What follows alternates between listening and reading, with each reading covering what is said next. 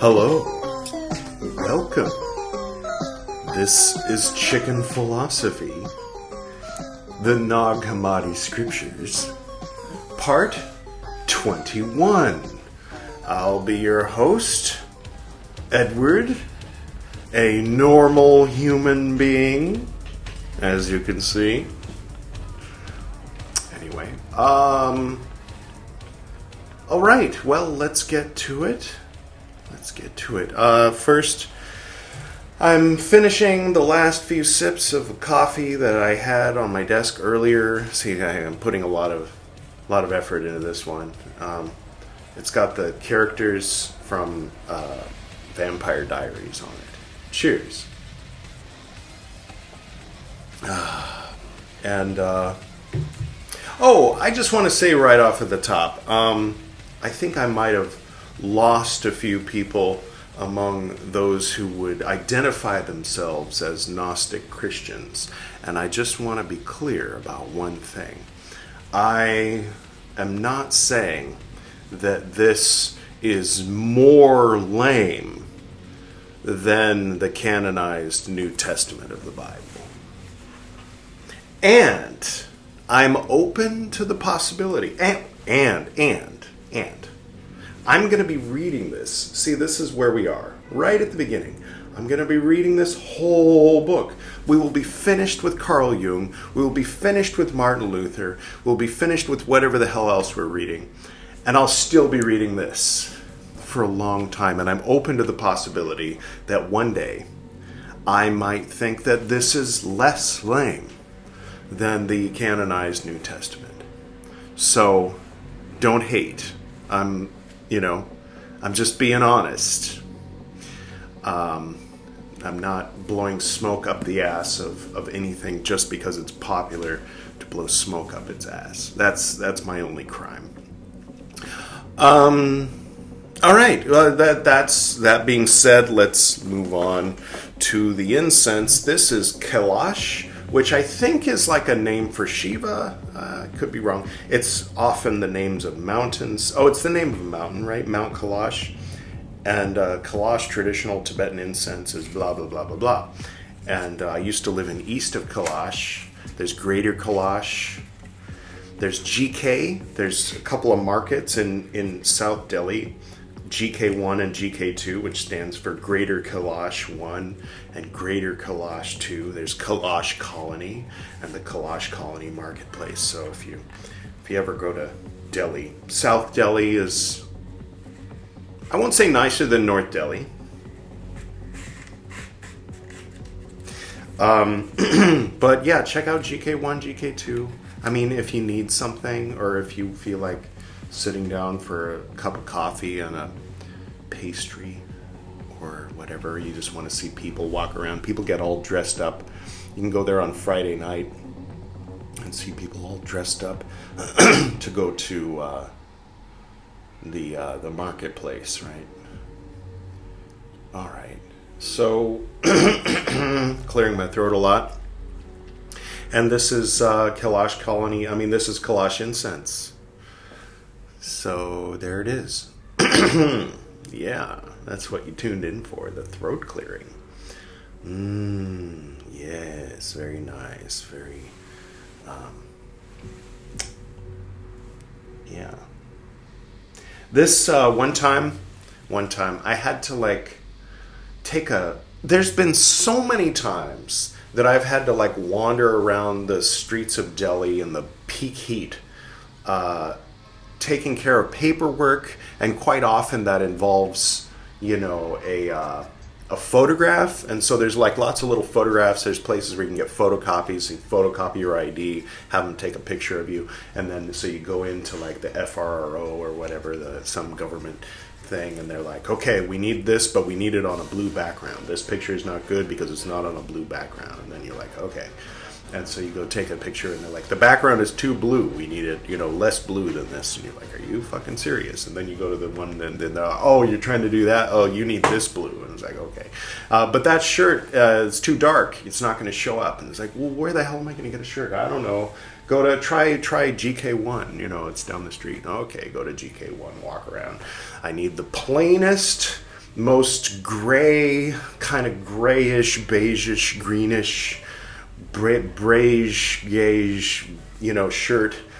Nice button up, long sleeve. Really? I need all of that just for this picture? Yeah.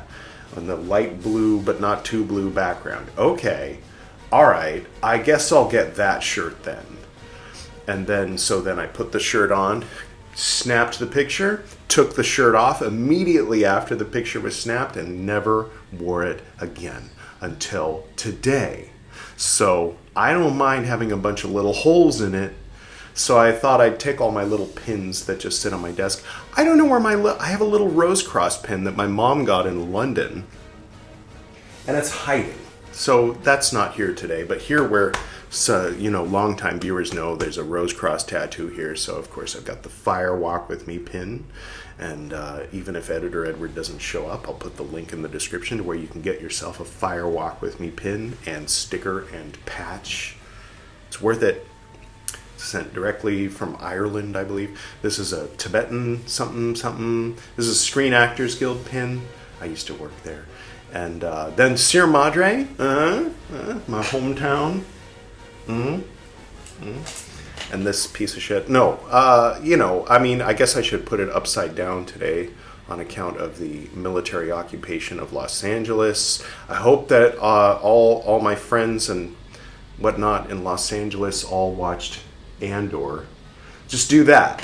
Do all the stuff that Andor does. And we should come out of it pretty fucked up. No. I wish everyone well. I hope that nobody ends up deported or dead or injured. Anyway, but okay, enough about that cheerful stuff. We got some nice noise pollution today. That's good. That's good. All right, the thing with the chicken wheel is every once in a while we got to read the Nag Hammadi, so that's why we're here. We're doing that. We're getting through it. First thing we do, now that we've done the drink and the incense and the preamble, is I read one paragraph of Living Gnosis. So cool. Oh, by the way, if you want to start at the beginning of the Nag Hammadi series on chicken philosophy, you can click right there. All right. Now that they're gone, here we go. Gnostic Christianity. Therefore, wherefore? I don't know. Tune into the previous episode and hear the previous paragraph, and then we can get some context for this paragraph. Moving forward. Represents a more esoteric, meaning for the few, meaning most people don't like it. My channel is very esoteric. It's the most esoteric channel on YouTube. Because it's in the double digits mostly that these videos. Okay, as far as viewership, I don't know if anybody noticed. So I spent 3 days working on this Carl Jung episode. So if you haven't seen Carl Jung 77, stop watching this bullshit and watch that instead, please. As a personal favor to me, if you skipped it because it was too long, I spent 3 days. First day. Editing. First day I shot it, right? At night. So, okay, 2.5 days. Second day, edited all day into the night.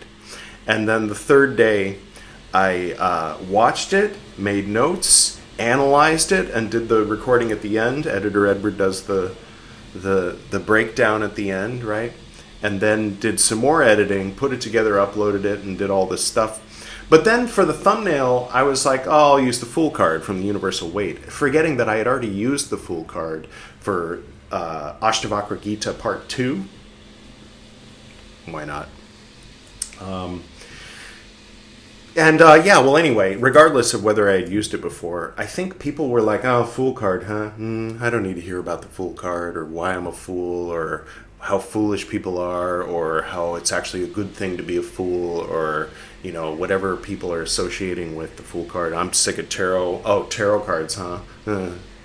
And so I thought, well, the Fool's walking off a cliff, so I'll use this image of Thelma and Louise driving off a cliff, and then people will watch it. And zero. Not a single person clicked on the thumbnail of Thelma and Louise driving off a cliff. So then I went and searched for jesters and fools and jokers and stuff. Didn't want to lean too far in the like toward the Batman Joker, but I wanted to kind of move away from the tarot card fool and find a nice like jester image. And I found this. It's like a hand-drawn illustration from some hand calligraphy copy of something. I don't know. I didn't bother to read about it. But anyway, so I stuck that on there on the thumbnail. And like immediately 4 people watched and 1 person subscribed. So that's the official new thumbnail for Carl Jung 77. Because I mean, usually I try not to like be attached, you know, non-attachment Buddhism and all that.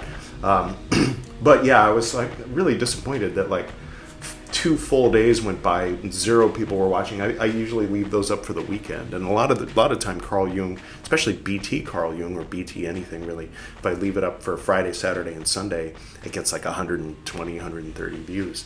And this one was like just, you know, it was 54. It's not too bad, but it was just stuck there for the whole weekend. Never mind. This isn't very interesting. Let's get back to Tao Malachi. Cool guy, I presume. I don't know. I haven't heard any scandalous thing. I haven't heard anything about him, actually, except for when I Googled him. Anyway, okay, represents a more esoteric and secret side of Christianity. An inner and mystical tradition. The teachings and practices of which typically having little, if anything, to do with orthodox forms of Christianity. And by metathesis, it has little to do with modern esoteric Christianity, because that's very much rooted in Orthodox Christianity. So sometimes people try to graft on or imagine that there's a connection between like the Gnostic heresies and modern like Christian-based magical systems, esoteric traditions, and then just shove the Gnosticism into it, and it doesn't fit. And they get frustrated that it doesn't fit. But you can always, you know, there's always room to like make your own thing and take pieces from here, stick it in, take it from there, stick it in.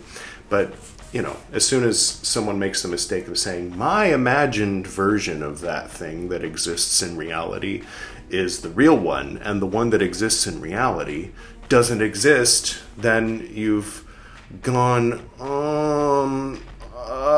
into a place that's not such a... Well, you can play around there, but come back to us here in reality, please. Eventually, one day, or not, next life maybe. Continuing. Okay, essentially, the Christian Gnosticism represents Enlightenment teachings of living wisdom in the West that have survived, have they? Under the shadow of persecution for thousands of years. In other words, they didn't survive, and then when the persecution like loosened up a bit, people started to find like little pieces of archaeological evidence, broken pots and stuff, and stick them together and go, oh, this used to exist. Wait a minute, if I know it used to exist, that means it exists now, which means it survived the centuries of persecution. The Neanderthals are here too. You see their bones in the museum. Sorry. What? Yeah, the shadow of today, once again, mystical and Gnostic currents of Christianity are appearing openly. Yes, it's allowed. It's because of the combination of freedom of religion, which is partly the result of like violent religious people. I mean, I hate to give credit where it's due. Never mind.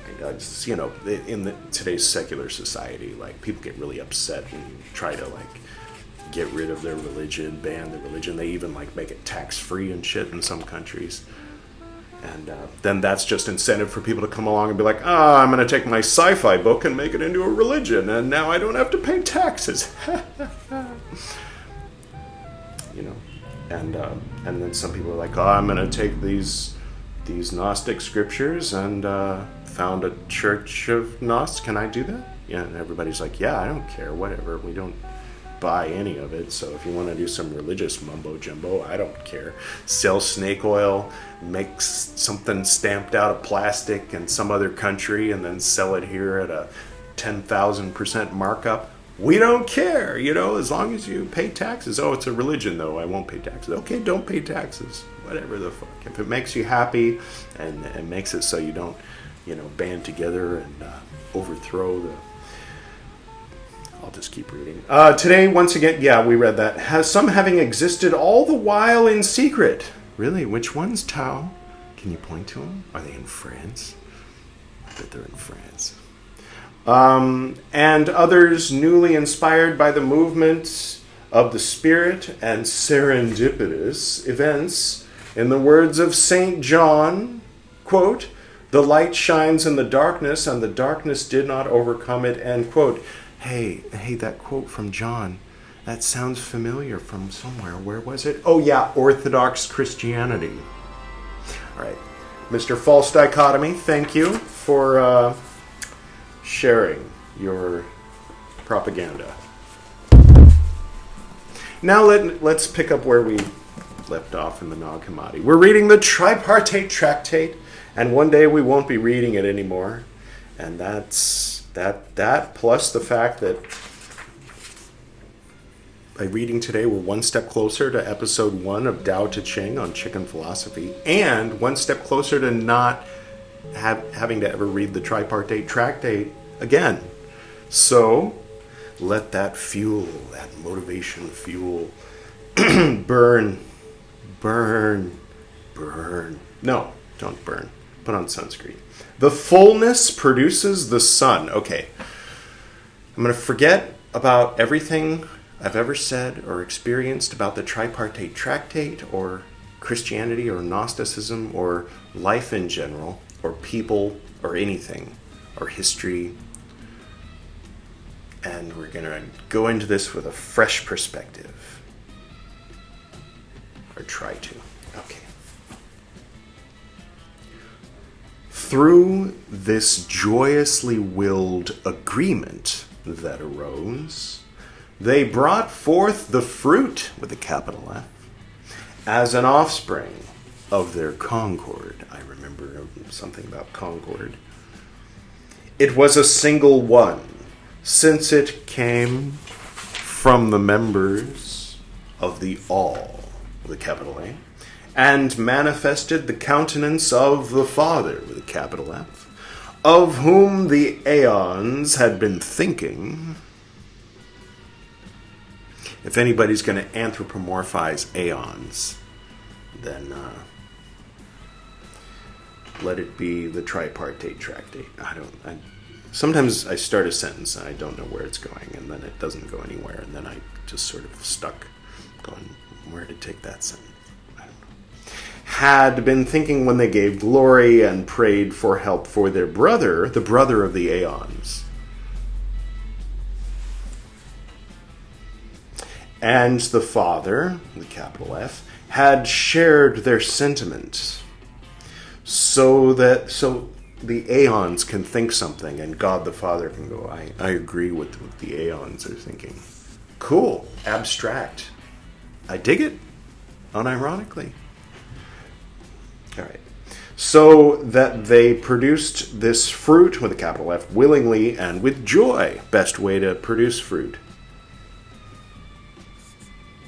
The manifestation of the consent in which he had united with them, best way to unite with people, unironically, is with consent, right?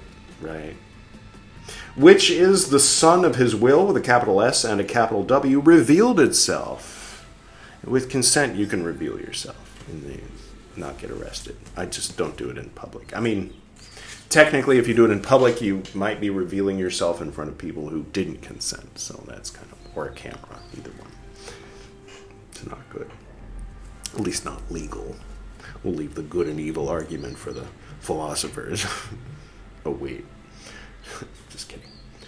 The Son of the good pleasure, the capital S on the Son, of the all, placed himself on them as a garment. Oh, I remember this. Corinthians, right? Or one of those Ephesians or something. Wearing the skin of God as a... Put on the armor of Christ. all who have been baptized into Christ have put on Christ, right? Or that's different from put on the full armor of the Lord and march off into battle and for our enemies are in high spiritual places and all that. It's been a while. All right. Anyway, by means of which he could give perfection to the one who had become deficient and confirmation to the perfect. He is the one who is rightly called Savior and Redeemer. Can you imagine shouting that out like in the middle of traffic? Let's say. The well-pleasing and the beloved. You are the Savior and the Redeemer, the well-pleasing and the beloved, the advocate, Christ and the light. Be like, honey, could you stop? I'm losing my erection. Like, say something else. Just don't say anything. Just of those who are appointed in accordance with the ones from whom he had been brought forth. For he had come into being clothed in the names of those who are established. Right, we went over that last time. Or what other name is there to call him except Son, in quotes with a capital S, which we have already used? Question mark? I don't know. Is it a rhetorical question? Should I answer? For he is the knowledge of the Father who wished to become known. Okay. In the biblical sense. In the Nag Hammadi sense. The aeons not only produced the countenance of the Father, whom they had been glorifying. So I was glorifying the Father, and all of a sudden, as has been written above, but they produced their own as well. What? Oh, their own countenance. Hey, check out my countenance. For in giving glory, the aeons produced their own countenance and aspect. Oh. They were produced as an army for him, as for a king, in which those who belong to this thought share the command who are united in agreement. The thought of the aeons, those who are united in the thought of the aeons are united in agreement. All right, cool. I mean, I like nonsensical. It's refreshing. That's why I like Sonnet 1, right? They went forth in a form that consisted of many forms, so that the one whom they were going to help should see those to whom he had prayed for help, as well as the one who brought it to him. For the fruit we have spoken about of their concord with him is vested with the power of the all. In him the Father placed all things. All things? You know how the saying goes. Everything's a dildo if you're brave enough, right? In him the Father placed all things. What was before, what is, and what will be. He had not given, but had entrusted them to him. I'm just loaning this to you.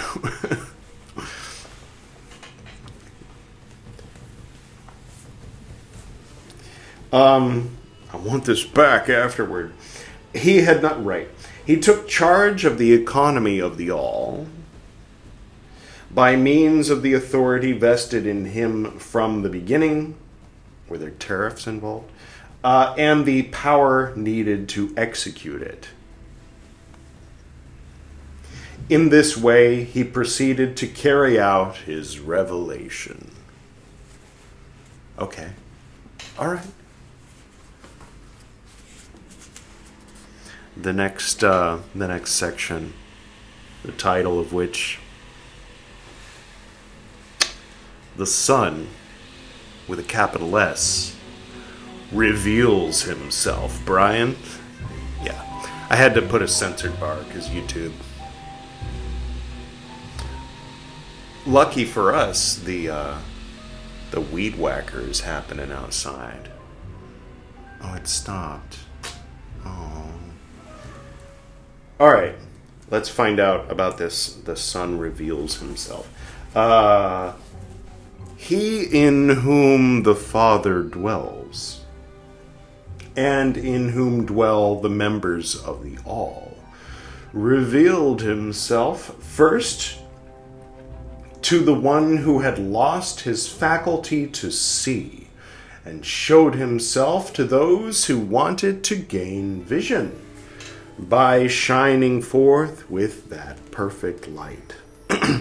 He first filled him with inexpressible joy, made him whole and complete, and also gave him that which came from each of the aeons. For this is the nature of the first joy. He also sowed in him, invisibly, a word designed for understanding, and gave him the power to detach. I like having a detachable penis. Thank you, King Missile. And dispel from himself those who were disobedient to him.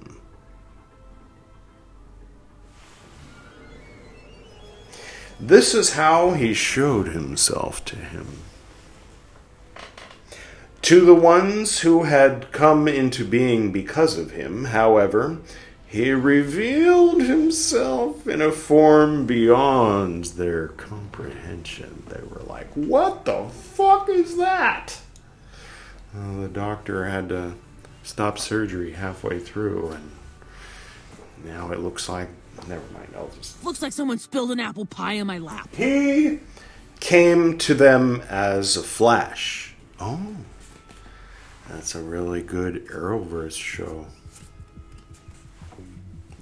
First season, revealing himself suddenly and then withdrawing like a flash of lightning. Is that what lightning does? He put an end to their mutual entanglement through this sudden revelation, for which they were unprepared, and which they did not expect, since they had no knowledge of it, and no consent, I might add. Son, knock it off. The reactions of the powers. Because of this, they became afraid and collapsed, for they could not bear the shock of the light that came upon them. The revelation was a blow to both of the two orders. Those who belonged to the remembrance, however, who have been named small, since they have a small idea that something higher existed before them, had sown in them in an anticipation that what was higher would reveal itself. For that reason, they greeted his revelation and bowed down before him. They became convinced witnesses for him and acknowledged that the light that had appeared was stronger than their opponents.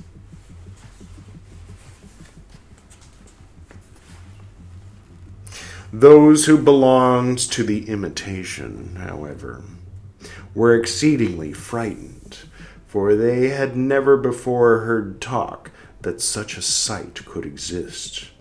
Therefore they fell down into that pit of ignorance called the outer darkness, chaos, Hades, and the abyss. Is it just me or those three different things? I guess if you're Christian, they all kind of fall into the same category, don't they? Even if you're a Gnostic Christian. He placed them below the... Have you seen that fucking show, The Blood of Zeus, on Netflix? It's entertaining if you don't give a shit about Greek mythology. If you think it's a good idea to take the Greek myths and gods and titans and, you know, make it into an anime adventure, it's entertaining. I watch it while I'm eating usually, but all right, season 3 just came out. I'm still on like episode 2 or 3. I don't know.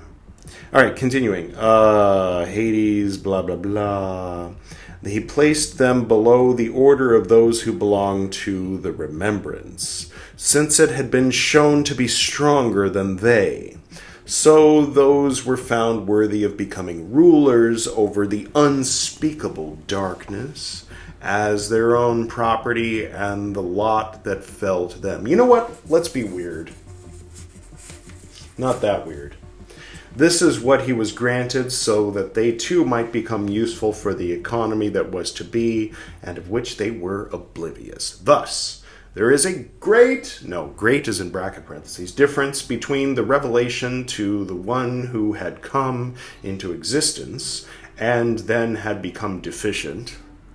Well, that happens after you come into existence. For 4 minutes at least. Sorry. And the revelation to those who came into being because of him. I would say sloppy seconds, but that's disgusting, Edward. Don't say that shit. For to him he revealed himself inside of him. Being together with him, sharing his suffering, relieving him little by little, making him grow, raising him up, and finally giving himself to him to be enjoyed in a vision.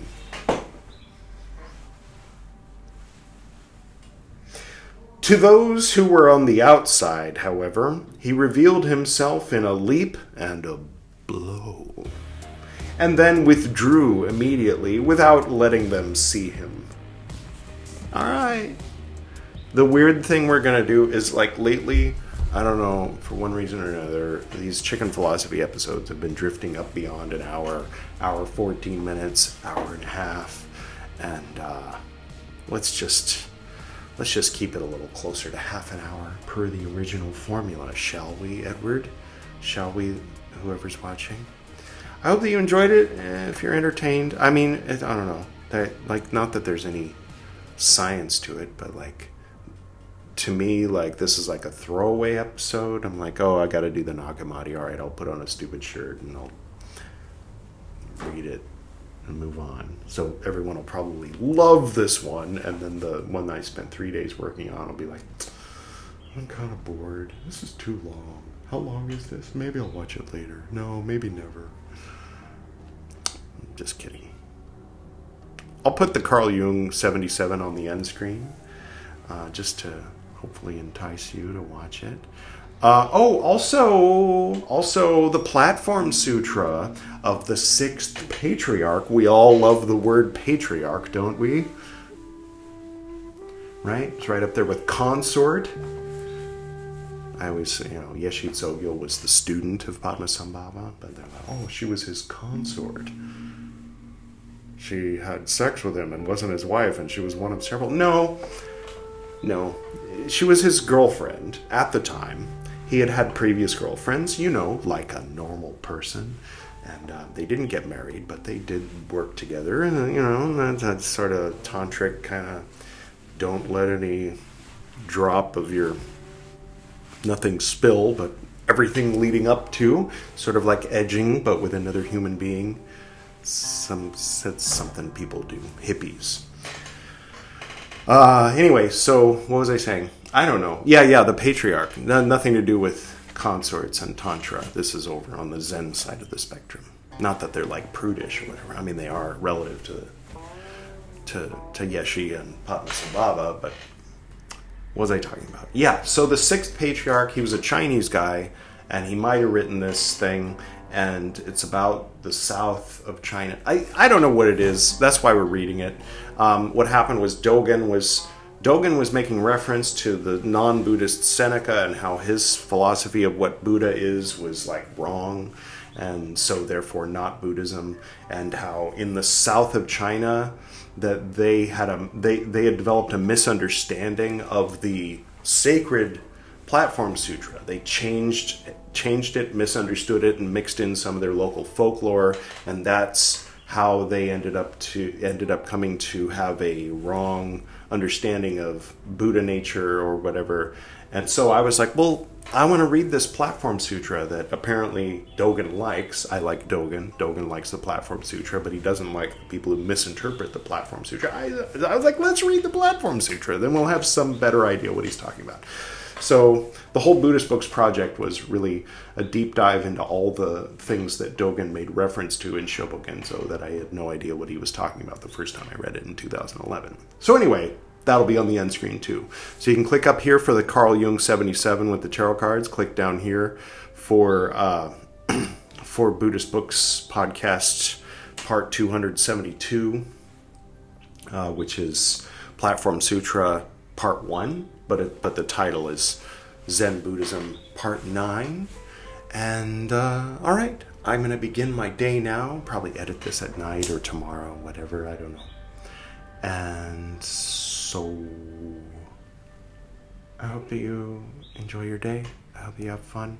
Next time it'll be Gwydion doing Martin Luther, and then Frater BT introducing the very first episode of Tao Te Ching on chicken philosophy. I'm looking forward to that. That'll be fun. All right. I hope everybody's doing well. I hope the Gnostics aren't too offended, and whatever. I don't know. If people are offended, then they're offended. But I don't intentionally try to offend people. I just openly and honestly say whatever pops into my head at any given moment. Until next time.